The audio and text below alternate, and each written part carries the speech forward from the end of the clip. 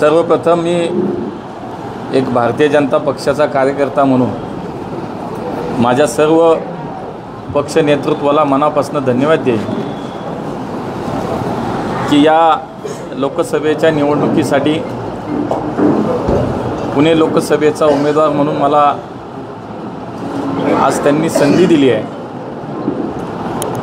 माननीय देशाचे लोकप्रिय यशस्वी प्रधानमंत्री नरेंद्रजी मोदी आहेत, माननीय अमित भाई शहा, आमचे राष्ट्रीय अध्यक्ष माननीय जे पी नड्डाजी, आमचे नेते राज्याचे उपमुख्यमंत्री आदरणीय देवेंद्रजी, या राज्याचे मुख्यमंत्री आदरणीय एकनाथजी शिंदे साहेब, उपमुख्यमंत्री अजितदादा, माझे संघटनेतले आमचे कुटुंब प्रमुख, आमचे पालक माननीय बावनकुळे साहेब, आमचे नेते चंद्रकांतदादा पाटील, या सर्व नेतृत्वाला मी एक माननीय आठवले साहेब, या सर्वांनाच मी खरं तर या सर्व कार्यकर्त्यांच्या वतीनं धन्यवाद देईन।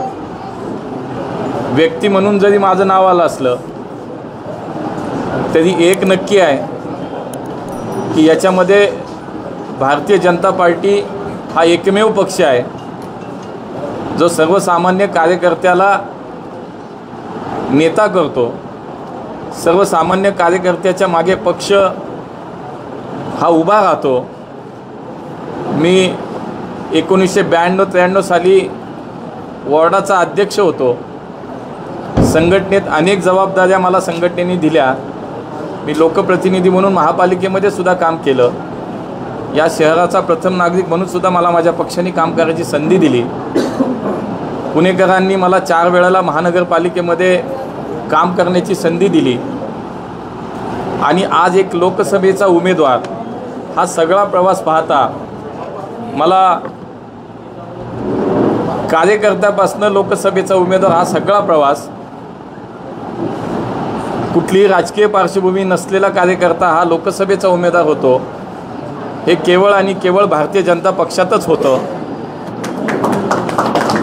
आणि म्हणून व्यक्ती म्हणून जरी मी असलो तरी आमच्यातला प्रत्येकजण हा कार्यकर्ता, हा मी प्रत्येकजण कार्यकर्ता उमेदवार म्हणून पाहतो याच्याकडे। आज प्रकर्षाने माननीय खासदार स्वर्गीय गिरीशभाऊ बापटांची सुद्धा आठवण आम्हाला सगळ्यांना नक्की होते की 40-50 वर्ष या शहरातलं सामाजिक राजकीय जीवनामध्ये त्यांनी काम केलं आणि आज त्या जागेवरती माझ्यासारख्या कार्यकर्त्याला काम करण्याची संधी मिळणार आहे। त्यामुळे पुणे हे जगाच्या नकाशावरती आमचं एक सांस्कृतिक राजधानी, विद्येचं माहेरघर, छत्रपती शिवाजी महाराजांच्या पदस्पर्शाने पावन झालेलं आमचं पुणे, एक मोठ्या ऐतिहासिक आणि सामाजिक पार्श्वभूमी असलेलं हे शहर, अलीकडच्या काळातली IT हब म्हणून त्याची नव्यानं झालेली ओळख, उद्योगांसाठीचं एक मोठं शहर म्हणून पाहिलं जातं। अशा अनेक अर्थानं पुणे शहर हे जगाच्या नकाशावरती आपलं स्थान राखून आहे। इथली सांस्कृतिक जी जडणघडण आहे, जी परंपरा आहे, त्या परंपरेला साजेसं अशा पद्धतीचं भविष्यातलं काम, या शहराच्या भविष्यातल्या 50-100 वर्षाच्या विकासाचं विजन हे निश्चितपणे आम्ही सगळे डोळ्यासमोर ठेवून काम करणार आहोत।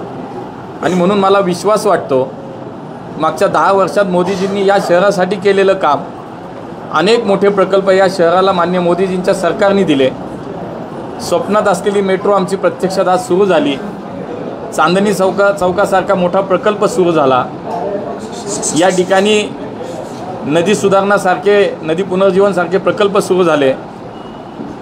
स्वातंत्र्यानंतरच्या 75 वर्षात एकमेव महापालिका अशी की ज्याला वैद्यकीय महाविद्यालय स्वतःचं सुरू करता आलं, ते आम्हाला मोदीजींच्या माध्यमातून, केंद्र सरकारच्या माध्यमातून मिळालं।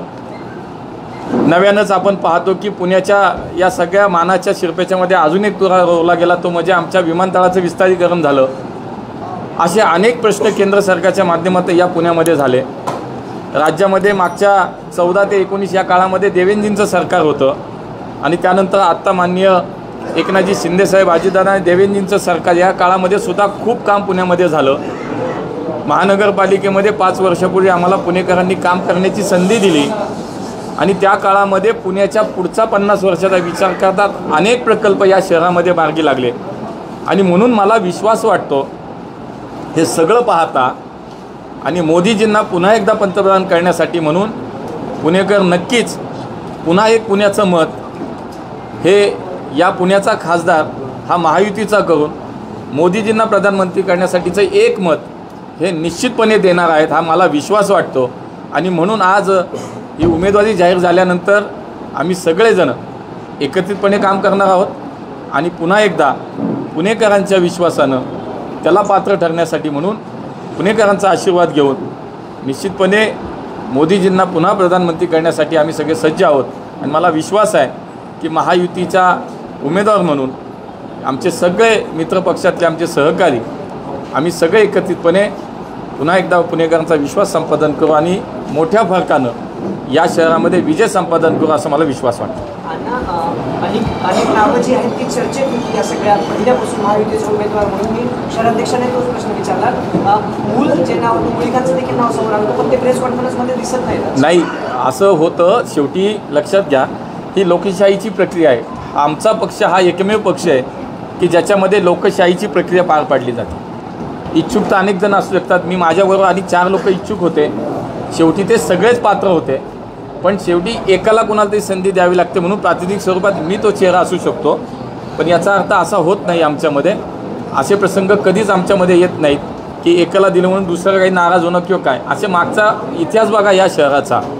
ज्यावेळेला अनिलराव शिरोळे या शहराचे खासदार होते अनिलरावांच्या ऐवजी बापट साहेबांना तिकीट दिलं गेलं तर पहिला प्रचाराचा नारळ फोडायला अनिलराव शिरोळे त्या ठिकाणी होते. हीच परंपरा भारतीय जनता पार्टीची आहे. त्यामुळे मी असेल जगदीशजी असतील आमचे संजय नाना असतील आमचे अनेक काही उमेदवार इच्छुक म्हणून ज्यांना हवं होतं. मला असं वाटतं हा परिवार आहे आमचा. आज आत्ता जस्ट यादी डिक्लेअर झाली आणि आम्ही इथेच बसलो होतो. असं काही ठरवून कुठे निरोप दिलेला नाही की आपण सगळेजण जमतोय म्हणून.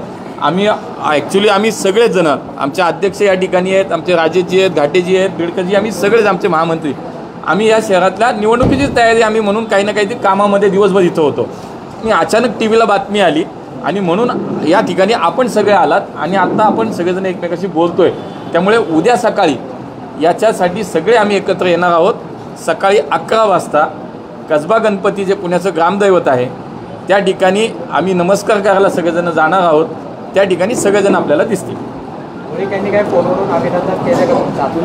नाही आता झाल्यानंतर आपणच सगळे इथं आलात त्यामुळे फोन घ्यायलाही कोणाचं फोन खूप आलेत पण आता ते बघायला नंतर निवांत बोल. आणि असं होत नाही. असं आमच्यात तुम्हाला सांगतो तुम्हाला उद्या दिसेल असं कुठेही काही नसतं. अण्णा मुद्दे काय असतील कारण मागच्या 2 टर्म झाले पुण्यात भाजपचा खासदार आहे तर अशी कुठली कामं आहेत जी पुणेकरांसाठी होणं गरजेचं आहे तुम्ही करणार तर कुठले मुद्दे घेऊन तुम्ही जनतेसमोर जाणार आहात? नाही निश्चितपणे एक तर तुम्ही सांगतो की माननीय बापट साहेब होते तेव्हा पुण्याच्या विमानतळाचं विस्तारीकरणाचा प्रश्न मार्गी लागला. पुण्याची मेट्रो सुरू झाली. केंद्राच्या माध्यमातून चांदणी चौकाचा प्रकल्प गडकरी साहेबांच्या माध्यमातून पूर्ण झाला. अनेक प्रकल्प पुण्यातले पूर्ण झाले. भविष्यामध्ये पुरंदरला होणारं आंतरराष्ट्रीय विमानतळ हे पुणेकर पुणे जिल्हा आणि पश्चिम महाराष्ट्रासाठीचं एक मोठं काम आपल्या सगळ्यांसाठीचं आव्हान म्हणून समोर आहे. मला असं वाटतं विमानतळाचा विषय असेल अनेक केंद्र सरकारच्या विविध खात्यांच्या संदर्भातल्या काही जमिनीचं अधिग्रहण करणं त्या ठिकाणी प्रोजेक्ट काही अपूर्ण असतील त्या संदर्भातले विषय असतील. खूप काही विषय आता जे काही मला असं वाटतं समोर येतील ते निश्चितपणे केंद्र सरकारच्या माध्यमातून राज्यामधलं सरकार आहे केंद्रातलं सरकार असेल निश्चितपणे मला असं वाटतं काही अडचण येणार नाही. पुणेकर केंद्रातला कुठला प्रश्न आता शिल्लक राहिला हे पुढच्या काही काळामध्ये बोलणार नाहीत. अशा पद्धतीने आम्ही सगळे काम विधानसभेच्या पोटनिवडणुकीत पुणेश्वर मंदिराचा एक मुद्दा हा प्रमुख मुद्दा होता. त्या ठिकाणी तुमचा एक घोषणा पण आहे की पुणेश्वराला मुक्ती दे अशी एक घोषणा पण होती. तर पुणेश्वरासंदर्भात तुमची भूमिका काय असेल? पुण्याचा शहरातला कुठल्याही स्वरूपाचा प्रश्न असेल सामाजिक प्रश्न आहे शहरातल्या विकासाचे प्रश्न असतील या सगळ्या प्रश्नांना सगळ्यांना सोबत घेऊन आम्ही काम करू. आता तुम्ही म्हणलं एकत्रितपणे काम करणारे अशातच पुणे महानगरपालिकेचे ते बॅनर लावले गेले तर त्याच्यामुळे अंतर्गत वाद मी त्या दिवशी बोललो नाही पण आज बोलू शकतो. मला वाटत नाही आमच्यात असं काय चाललंय. मला शंका वेगळीच आहे. योग्य वेळेला बोलेन.